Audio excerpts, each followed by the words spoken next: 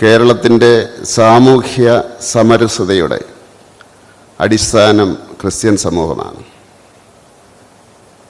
കാരണം വളരെ ശാന്തമായിട്ട് സാംസ്കാരികമായിട്ട് പ്രവർത്തിക്കുന്ന ഒരു സമൂഹമാണ് ക്രിസ്ത്യൻ സമൂഹം. കേരളത്തിൽ പൊതുവെ മറ്റ് സംസ്ഥാനങ്ങളിൽ നിന്ന്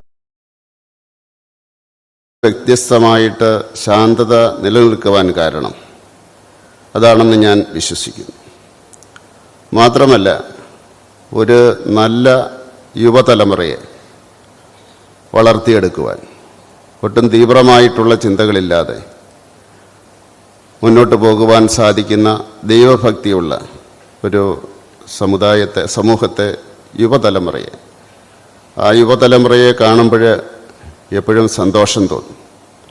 അവരെല്ലാ ഇടങ്ങളിലുമുണ്ട്, ലോകത്തിൻ്റെ എല്ലാ ഇടങ്ങളിലുമുണ്ട്. അതുപോലെ തന്നെ ഐക്യത്തോടുകൂടി വ്യതിയാനങ്ങൾ ആവശ്യമാണ്. അല്ലെങ്കിൽ പ്രതിസന്ധിയുടെ ഘട്ടത്തിൽ അതിനെ അതിജീവിക്കാൻ സാധിക്കില്ല.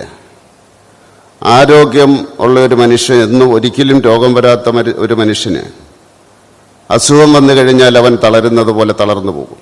അതുകൊണ്ട് തീർച്ചയായിട്ടും വ്യതിയാനങ്ങളെ അതിജീവിക്കുവാനുള്ള ആ ശക്തി എല്ലാ കാലഘട്ടത്തിലും നമ്മൾ നേടേണ്ടതാണ്.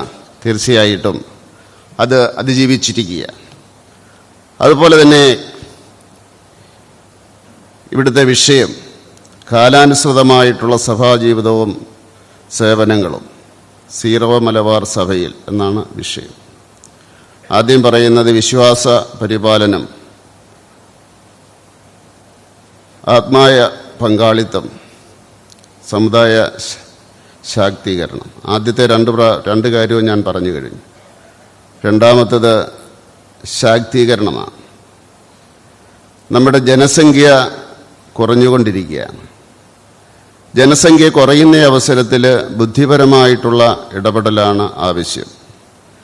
ഈ സമുദായം അല്ലെങ്കിൽ വിഭാഗം സമൂഹത്തിന് മുഴുവൻ ആവശ്യമാണ് എന്ന് മറ്റുള്ളവർക്ക് തോന്നുന്നത് പോലെയുള്ള ഇടപെടൽ ആവശ്യമാണ് എന്ന് ഞാൻ വിശ്വസിക്കുന്നു. അത് തീർച്ചയായിട്ടും അതിൻ്റെ അടിസ്ഥാനത്തിൽ മാത്രമേ അധികാരത്തിൻ്റെ ശക്തി കേന്ദ്രങ്ങളെ നമുക്ക് സ്വാധീനിക്കാൻ സാധിക്കുകയുള്ളൂ. അതിൻ്റേതായിട്ടുള്ള രീതിയിൽ നമ്മുടെ പ്രവർത്തനങ്ങളെ ക്രോഡീകരിക്കണം എന്നാണ് ഞാൻ വിശ്വസിക്കുന്നത്. തീർച്ചയായിട്ടും ജനസംഖ്യ വലിയ കാര്യം തന്നെയാണ്. അതിൻ്റെ ഒരു വിഷയം നമ്മുടെ യുവതലമുറ വിദേശത്തേക്ക് പോകുന്നു എന്നുള്ളതാണ്. അതിൻ്റെ അനന്തരഫലം വീടുകളും ഭൂമിയും അന്യാധീനപ്പെടുന്നു എന്നുള്ളതാണ്. അത് സംരക്ഷിക്കാനുള്ള ചിന്ത ഈ നമ്മുടെ സഭയുടെ നേതൃത്വത്തിന് ഉണ്ടാകണം. അല്ലെങ്കിൽ അനഭിമതമായിട്ടുള്ള അധിനിവേശങ്ങളുണ്ടാകും. അതിനെപ്പറ്റി ഞാൻ വിശദീകരിക്കേണ്ട കാര്യമില്ല.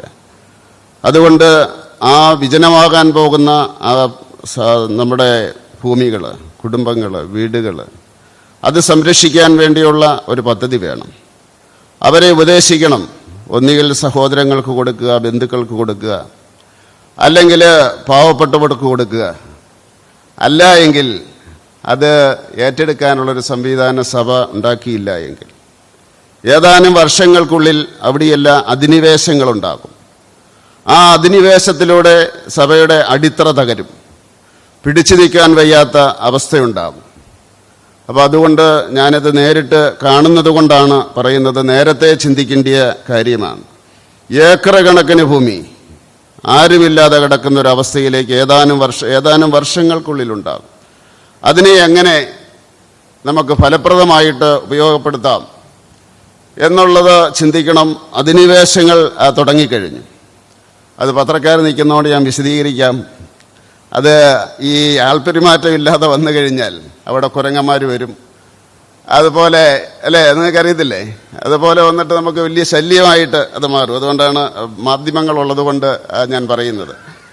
വലിയ വലിയ വന്യജീവികളൊക്കെ നാട്ടിലേക്ക് വരുന്നതിൻ്റെ കാര്യം അത് തന്നെയാണ്. അപ്പം അതുകൊണ്ട് തീർച്ചയായിട്ടും അതിനെപ്പറ്റി നമ്മൾ ചിന്തിക്കേണ്ടിയിരിക്കും.